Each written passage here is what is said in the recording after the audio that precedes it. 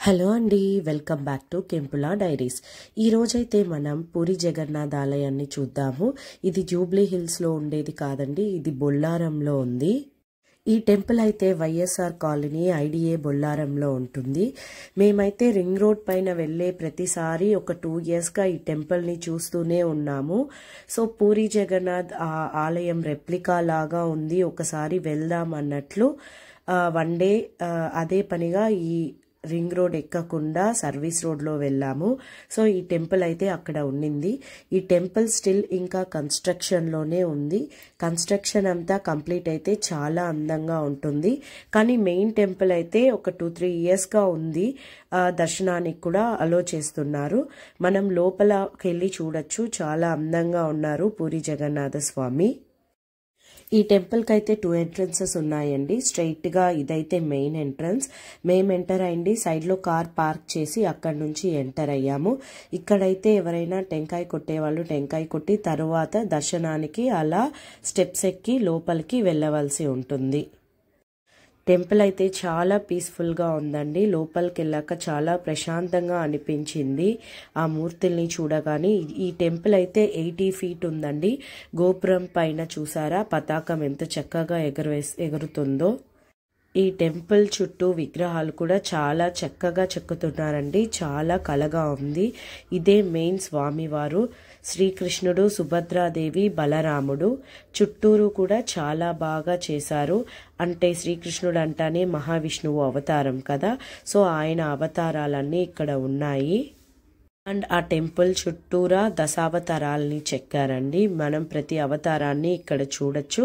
And ఇంకా రామాయణ మహాభాగవతాల్ని కూడా ఆ గోడల పైన చెక్కుతున్నారు. మనం ఆ వైట్ కలర్ స్టెప్స్ ఎక్కి రాగానే స్ట్రైట్గా ఇలాగా మనకి పూరి జగన్నాథ స్వామి వారు కనిపిస్తారు. మనం లోపలికి వెళ్ళి దర్శనం చేసుకోవచ్చు.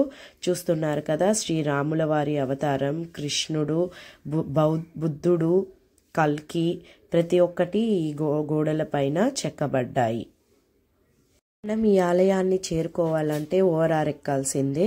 ORR ఎక్కి ఎగ్జిట్ 4లో దిగి సర్వీస్ రోడ్లోకి రాగానే మనకి ఈ టెంపుల్ రోడ్ సైడ్ నుంచే చాలా బాగా కనిపిస్తుంది.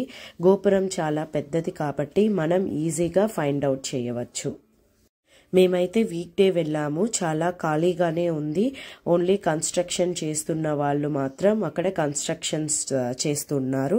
ఇంకా పెయింటింగ్స్ అంతా కూడా వేస్తున్నారు. కంప్లీట్గా అయితే ఫినిష్ అవ్వలేదు. కానీ మెయిన్ టెంపుల్ మాత్రం చాలా బాగా చూడ్డానికి చక్కగా మనకి అనిపిస్తుంది.